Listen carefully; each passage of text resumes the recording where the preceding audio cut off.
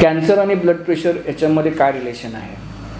तर कॅन्सर वेगवेगळ्या प्रकारचे असू शकतात, पण ज्यावेळी कॅन्सर हा मेटास्टासिस स्टेजला जातो त्यावेळी तो रक्तांच्या बऱ्याचशा अवयवांच्या त्याचे जे मेटास्टॅटिक जे असतात तर रक्तवाहिन्यांना सुद्धा एनगल्फ करू शकतात आणि त्यावेळी आपला ब्लड प्रेशर हा वाढू शकतो.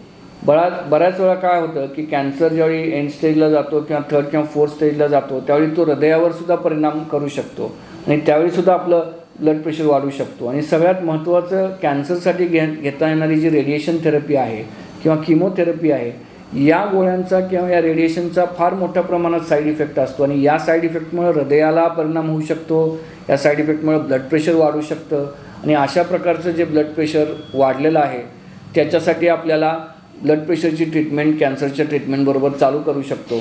आणि या प्रकारचं ब्लड प्रेशर हे सेकंडरी ब्लड प्रेशर म्हणतो आपण त्याला. जशी कॅन्सरची ट्रीटमेंट चालू होती, जसा त्या प्रमाणावरचा आजार आटोक्यात यायला लागतो, तशाप्रमाणे हे ब्लड प्रेशरचं प्रमाणसुद्धा कमी होतं.